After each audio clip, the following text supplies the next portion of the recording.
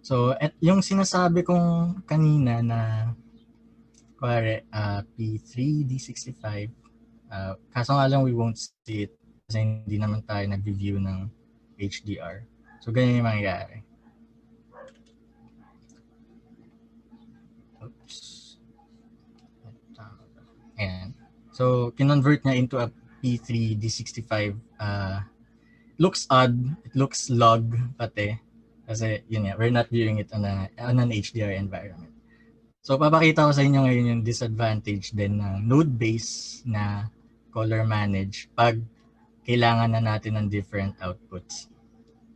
So, I'll go back dun sa YRGB. So, ito. Balik tayo sa ARRI. Color Space Transform, ARRI Alexa, ARRI Log C. Yan. So, i-ano ko lang siya, brighten up ng konti. I'm using the offset tools again. Yan. So, for example, mag-grid ako after the transform. Yan, brighten ko pa. Sample lang. And then, nagsabi yung producer, kailangan namin ng P3 na output. So, nag P3 D65 ka. And then, for 1,000 nits, yan.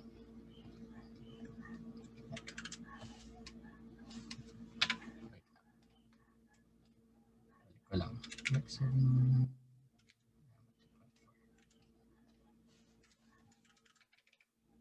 So, ipipick ko tong highlights na to, kunwari.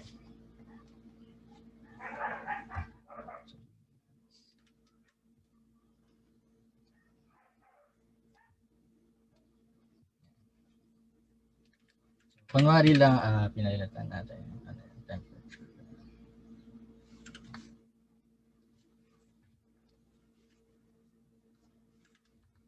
Tapos ngayon, if I'm going to change this to P3D65 and then to 1,000 nits, hindi niya na nakukuha yung buong Kasi everything after the transform is not convertible to the bigger color spaces eh. So, and anything bigger than Rec 709 na color space, medyo mahirapan na siya i-convert to P3D65, kunwari, to 1,000 nits. So, yun nga, everything na after ng transform node na to are display referred nodes. So, hindi siya convertible as scene referred nodes. Pero everything under the transform will map out correctly from Rec 709 to P3D65. So that's one thing to watch out for. Pero with our current workflows, wala pa naman ng HDR requirements. So safe pa naman tayo dun sa workflow na gusto mo pa pang i-adjust dito after the transform. So, ito, for example, commercial. Oops. And so, kunwari, gusto mo pang i-punch up yung contrast mo, kunwari yan. So, post-transform, pwede ko pa siyang i-up ng konti na using yung normal na lift gamma and gain. Kasi kapag yung pre-transform, pinipinch niya yung highlights eh. So, it's not working normally na as you would. So, ayan. So, ito yung before and then after. Konting dagdag na lang sa contrast yung ginawa ko on this one. I'm not sure if I'm going too fast. Sorry. So, I'll share then how I normally work. So, kunwari, I have a fixed node tree kasi. I usually work on a fixed node tree. It might look very jarring or scary to you, but it's actually quite easy to understand. So, for example, ito, I have an ARRI. Ayun pala, sorry. So another way to color manage your footage is using LUTs. So for example, this is an ARRI footage, so I'm going to use the ARRI LUT. So essentially, it works like a color space transform. But yun nga lang, with the limitations of a LUT, kasi numbers lang siya on a table. And pag na-reach mo na yung limit, dun na mag-introduce ng mga artifacts, mga ganun. So same, I'm gonna grade pre-LUT to increase my brightness. And then lessen the reds ng konti. Lessen the greens. Add saturation. Yan. So from this to this. Yan. So I usually grade pre-LUT na pag color management. Pero yun nga, pag preference lang naman yan. You can still grade naman na outside the LUT. So for example, gusto mo na yung brightness na yan. Yan. I'm using the Lift Gamma Gain ngayon. Yan. So, ayan. Medyo limited ka nga lang on this option kasi for example, clinip ko yung highlights ng konti. Para yan. Very exaggerated lang. So, kuwari, pag clip na siya dito, pag try mo siya yung bawiin, wala na yung detail niya. So, that's one thing to watch out din kapag grading ng node-based na color management. Kasi hindi, kumbaga baked in na yung brightness na to dito sa transform natin or sa LUT. So, pag kahit transform to, yung color space transform, it works the same. So, pare, yan, this is before. So, ito yung brightness niya dito. Pag binaba ko kayo ngayon siya, wala na yung detail ng lamp. Like this. Ito, wala na yung detail niya.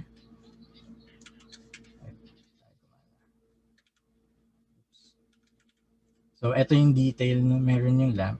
So, ngayon, wala na siya. Grayed out na siya or solarized na yung highlights na yan. So, kung gusto mo magbawas ng highlights, I would recommend na sa before the transform para mas natural pa rin yung pagbaba niya. So, yan, mara, gamitin natin yung gain.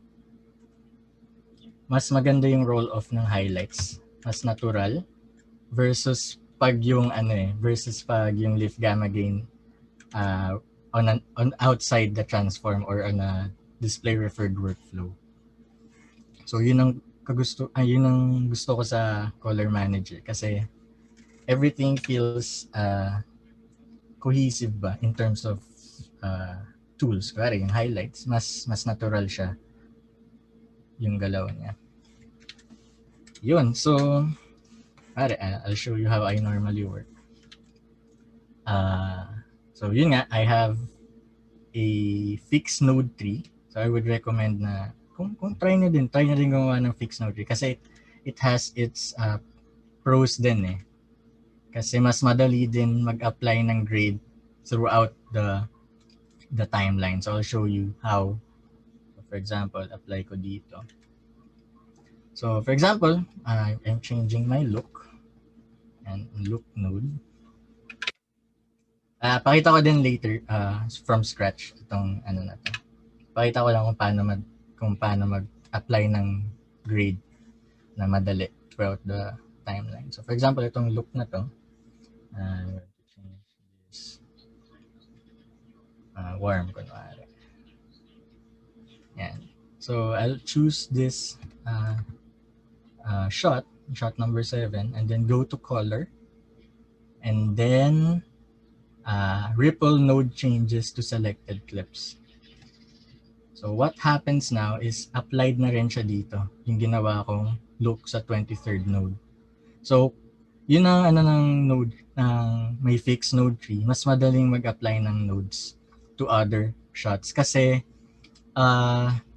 kapag hindi parehas yung numbering, hindi siya ma-apply or ma-apply siya sa ibang number nung node na yun. So kunwari nasa yung 23 mo nandito, baka kaysa parehas sila ng look, magkaiba pa.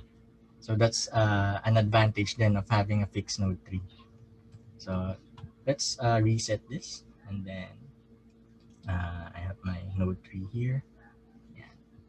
So I normally work na ODT lot. So this is an array.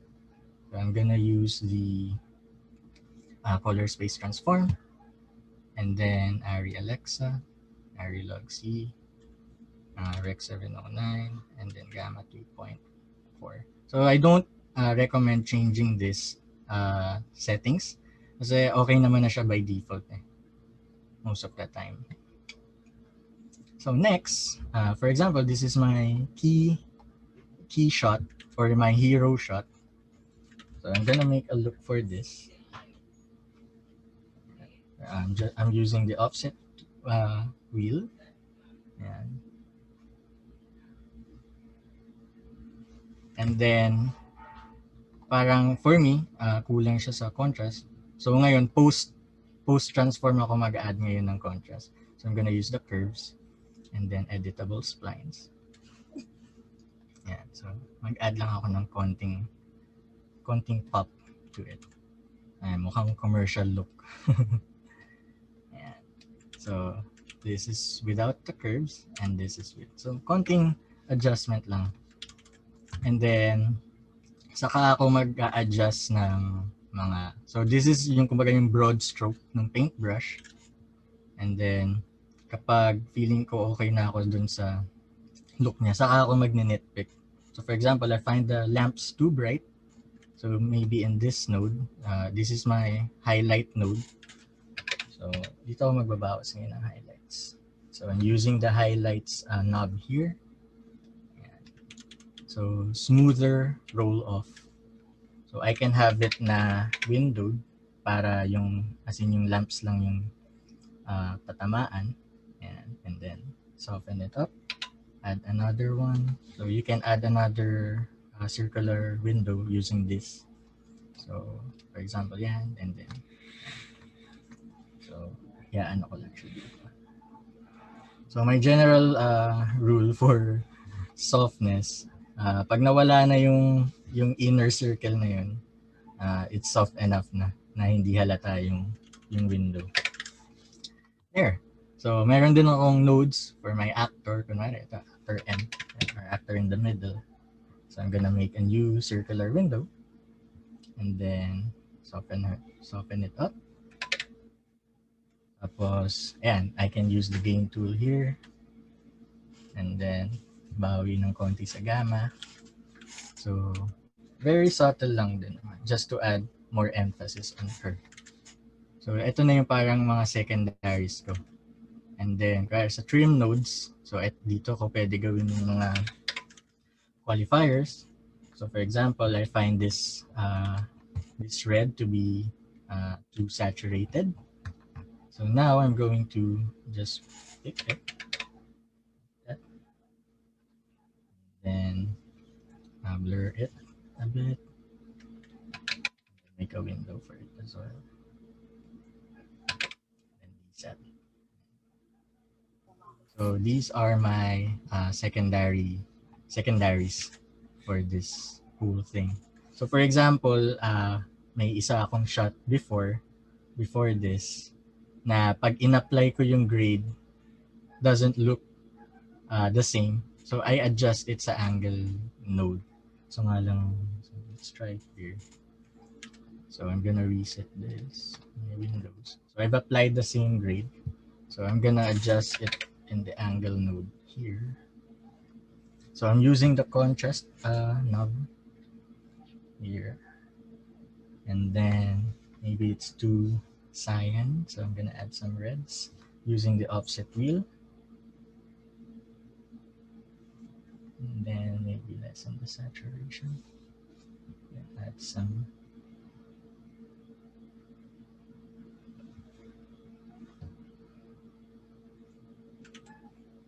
And so, for example lang naman yan. It's a different lighting and ano eh. Pero that's how I normally work with yung mga Cambi, ganun. So I have an angle node for that. So I would recommend na try nyo rin mag-fix Node. Mas madali din para sa inyo kasi mas alam nyo na kung saan nyo gagalawin yung mga nodes nyo.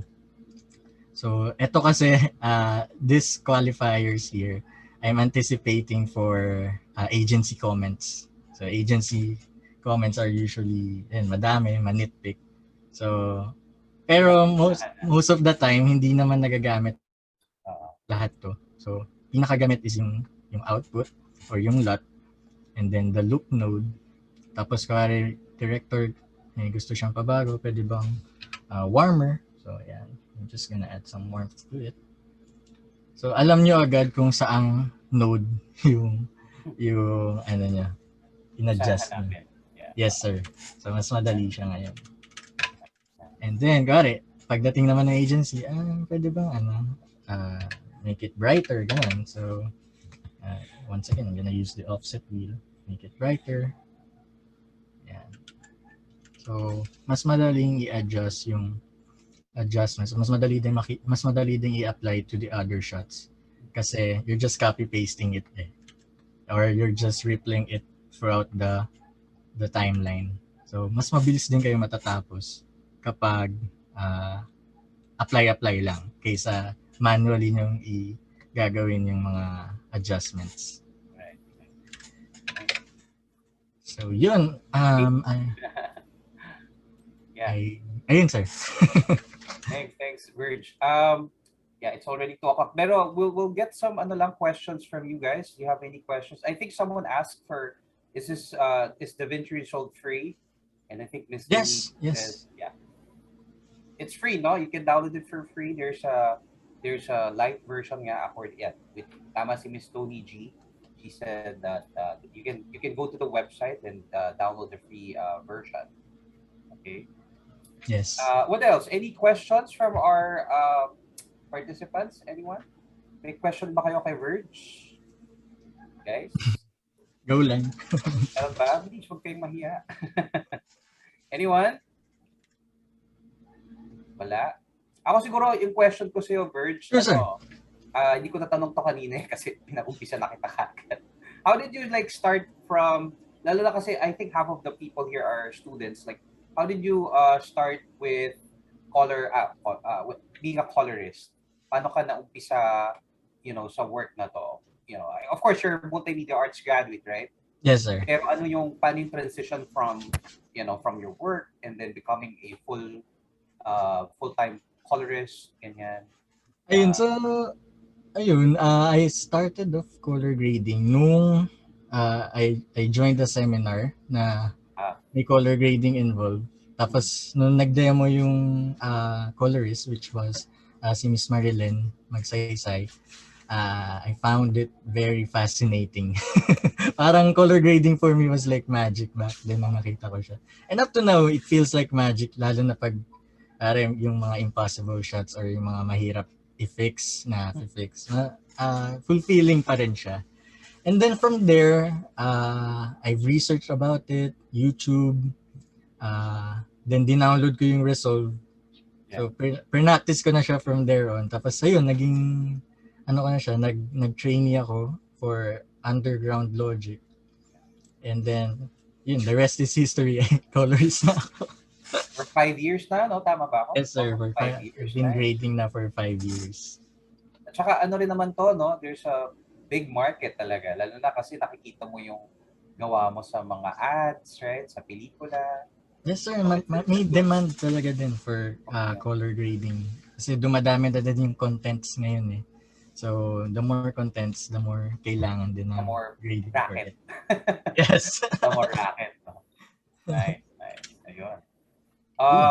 Any other questions from our participants? Guys, any questions that you have for... I think na-explain na rin naman ni Virg kanina yung workflow niya na medyo ang dami. Yeah, and it looks very jarring talaga at first. Pero once you get the idea of it, parang I'm just anticipating the comments. So for example, the highlights, ganun, or the sky, pwede ba yung sky? I'm just, pinagmukha ko lang siya madami pero normally, hindi talaga nagagamit lahat yan. Tama. Pero yun nga lang, for there was this food commercial na nagdagdag pa ako. So sobrang daming ninitpick na element. Pero rarely naman nangyayari yun. Uh, okay. Oh, I think we have questions now. Ayan. Ayan. Good. Thanks for sharing your color management tips and ideas and having a fixed node tree. I noticed halation and skin fixed nodes. Can I ask what tools or OFX you usually use for these nodes? Okay, Yeah. that's a very nice question. Technical question. Okay, so for example sa skin fix, for this one, yung node ko for this one is normally very general skin fix lang naman. And then dito ako sa qualifiers dito sa post lot ako fix ng na parang softness ganun. So for example ito. So I'm picking her skin and then make a window for it. So yung mga adjustments ko for this skin fix nodes, very subtle lang na hindi gaanong destructive. And then dito ako magre-refine. For example, yung mga eye bags, ganun. Saka ako mag-nitpick ng mga windows and everything on her skin. So for this node here, subtle adjustments lang para hindi siya destructive sa pagdating dito sa post lot. And then for the halation, this is a different din. So punta tayo dito sa Blackmagic. So I'm gonna reset this. And I use my power grade tree. So this is a film technique kasi yung halation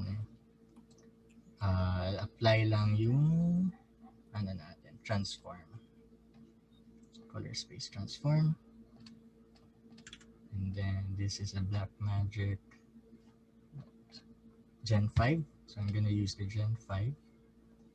And then Gen 5 film. There we go. Rec 7 and then Gamma 2.4. So Gamma 2.4 talaga yung standard pagdating sa Rec 7. So yan. So let's go to halation now. So this is a compound node kasi I'm gonna need a few nodes for this para gumana.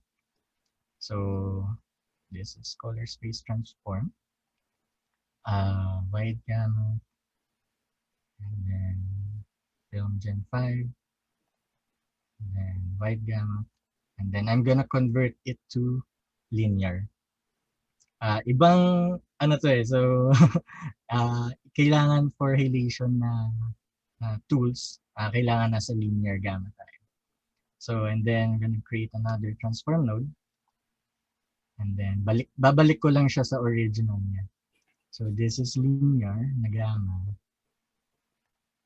And then ibabalik ko lang din siya sa original niya. Bakit? Yeah. So when I turn this on and off, walang nagbabago. Then now sa ating halation tools, so I'm gonna create a new node and add a layer. So for this one, I will set this to add. Yeah. So it will look bright. So on this layer here, I'm going to bring it down. Yeah. So I'm just going to find the highlights that I need for the halation to happen.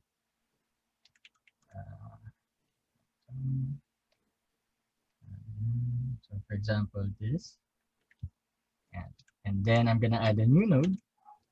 So I'm going to use the blur tool and I'm gonna unlink it. So what will happen now is there should be so it's not working for this.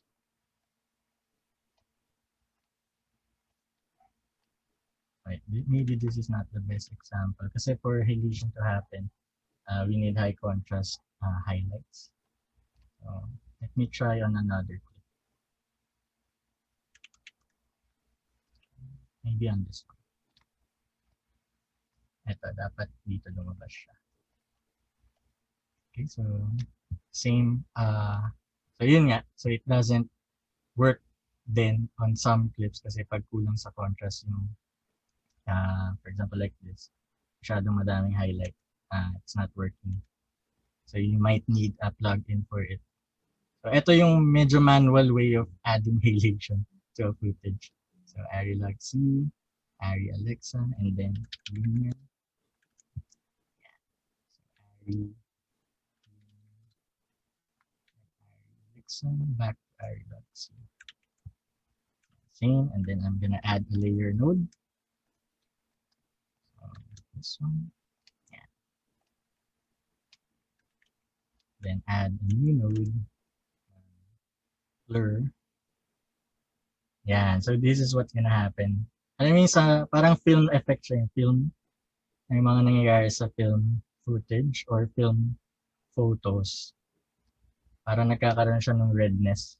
Yung parang, well, yun nga, it's called halation. So, just adds texture lang din to your footage na mukha siyang film. So, with this, ayan, so pwede ko siyang babaan ng konti para hindi super intense. Yan, bari, pag yan siya, ito yung supposedly effect niya.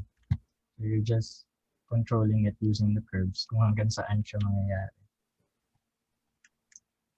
That's right. Yan. So this is halation now. So let's try to add grain. So, harap yung grain. Yan. So, para magmukha siyang filmic. Parang kinuha na ng filmic camera. 35mm. I'm not sure lang if kita sa zoom yung grain, pero yan. Yeah, so we have our halation and then nice. Grain. So it's actually it's a combo din to make a film look. Ayun, add ka na din with that pala. So I'm gonna reset this. There are film looks lots for DaVinci. So for example, and film looks. So these are film emulation LUTs. So you can use that. Pero to properly use film emulation LUT ng Resolve, you have to convert. So color management ulit. So color space transform. So as my ID key, I'm gonna use, sige, pakita ko muna yung effect pala. Na film look na normal. So this one, ito yung pag in-apply lang sa normal na Arri. So doesn't look very right, pero it could be better, di ba? So yung proper na gamma for the film LUTs ng Resolve is actually Cinyon Film Log. It's made for Cinyon Film Log na gamma, yung mga film looks ng Resolve. So these film looks, itong mga Rec 709 na to, is meant for Cinyon Film Log na output gamma. So now, it looks more natural na film. So, ari yan. Brighten up ko lang. And then add saturation. Yan. Medyo orange teal. Yung kinabalasan.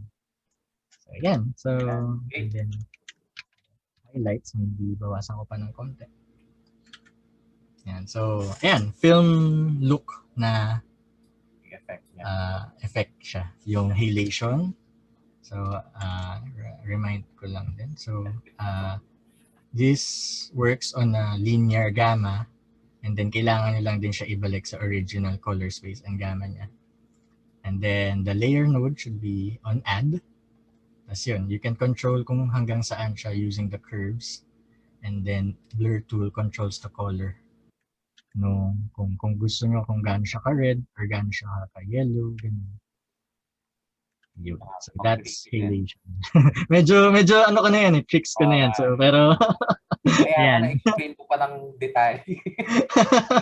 Wait lang, Verge, kasi it's almost 2:30 na rin. Gusto ko pang last two questions. No? Sure. How does the machine usually work? The one with all the, yung bilog daw kanina, as ni Miss Hannah Season. What? Yung kanina, you're using that parang circle kanina within that area. sa may girl na to. Tapos meron kaya tang This one? bilog. Yan. Ah. What's that? How does it work daw? Ah, Tama so, ba, Miss Hannah? Ito yung question, no? Yeah. yeah. So, ayan, this Ano, is wait, called, what's the question? Sorry, wait. What's your question? External machine daw. Ayan. What do you mean external machine usually work? How does the external machine pala, sorry, alam ko kung anong bilog sinasabi mo. Yung external machine mo pala, yung mismong iikot. Yeah. Yung mismong ano mo. Do you have it now, Verge, or nasa office mo yun? yung panels ba, sir? Oo, yung panel mo. Oo.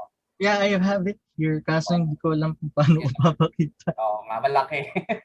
Opo. Ay, siguro overview na lang, Verge, no? How does it, ano daw? Parang how does it work with you as in your workflow nga?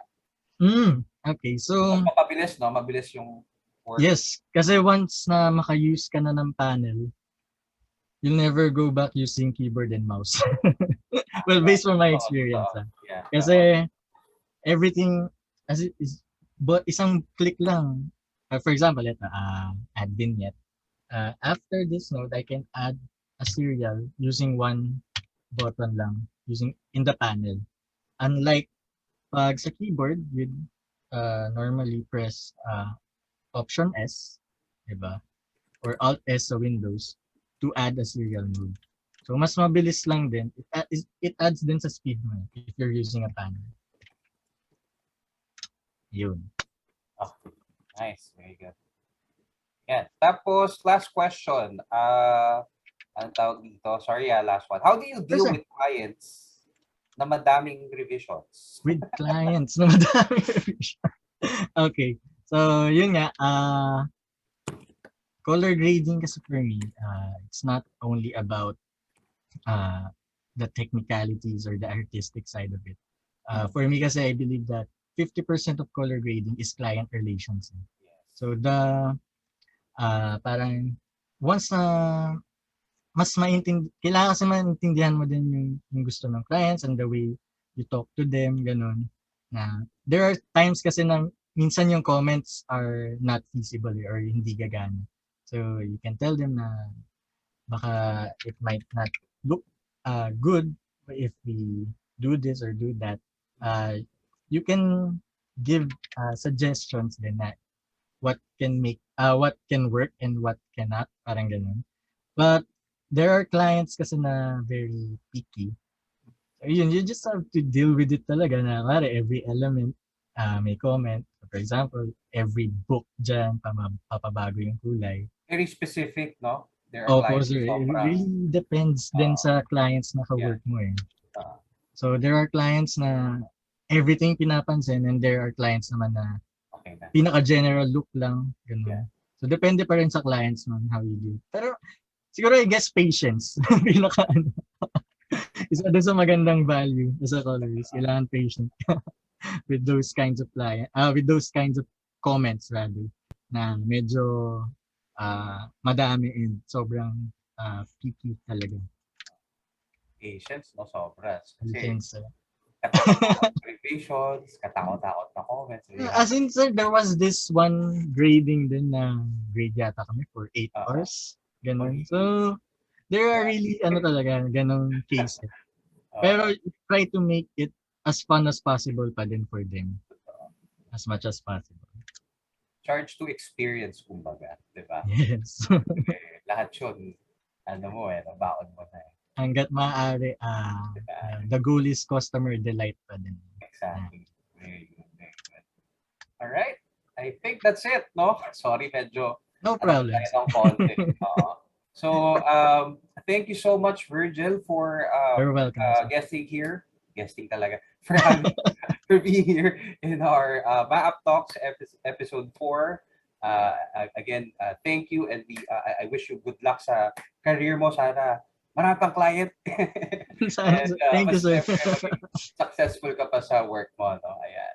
Thank you, sir. Again, thanks everyone. Ayan, for joining us this afternoon. Again, this is Map Talks episode 4, and we are signing off. Thanks, everyone. Thank you, everyone. Bye-bye. Thanks, Verge. Bye-bye. You're welcome, sir.